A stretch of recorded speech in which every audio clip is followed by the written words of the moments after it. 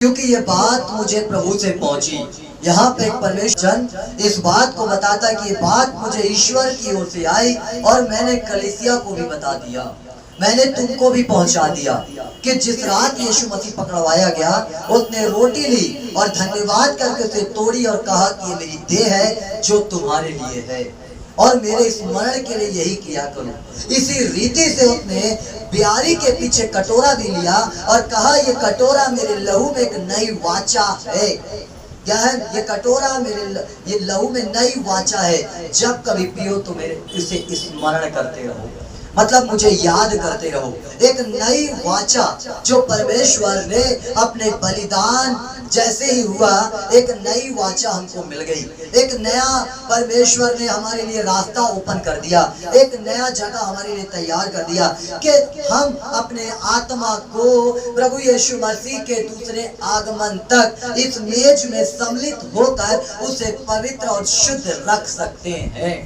क्योंकि जब जब हम इसे ग्रहण करते हैं तो मेरे प्रियो ये हमको पाप करने से रोकता है, ये हमको गुनाह करने से रोकता है। ये हमारे आत्मा के अंदर आता है कि अगर मैं प्रभु के मेज में सम्मिलित हो रहा हूँ तो मुझे पवित्र और शुद्ध होना है।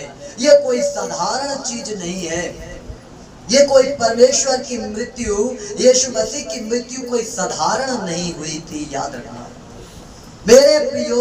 नगर के बाहर ले जाकर उसको मेरे प्रियो कितने मील में ले जाकर उसको उस पहाड़ के ऊपर क्रूस पर टांगा गया। बाहर, इसका मतलब इससे पता चलता है कि हमारा जीवन इस संसार का नहीं है। हम यहाँ पर परदेसी और मुसाफिर हैं और एक दिन हम उस राज्य में, वो बाहर है जो मतलब कि स्वर्ग में है, वहां हम जाएंगे। हालेलुया। इसीलिए यीशु मसीह को बाहर नगर से क्रूस पर टांगा गया था कि वो बात मेरे प्रिय प्रमाणित हो जाए कि हम परदेसी हैं इस संसार में, हम विदेशी हैं मेरे प्रिय संसार में, और एक दिन अपने स्वर्ग परमेश्वर के उस घर में जो यूहन्ना में प्रभु ने कहा है कि मैंने तुम्हारे लिए घर तैयार किया है, उस घर में हम लोग रहेंगे। हालेलुया।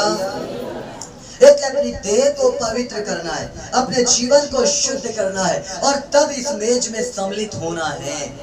ऐसा नहीं कि हम अनुचित रीति से लेके अपने ही डंडे को प्राप्त कर जाएं।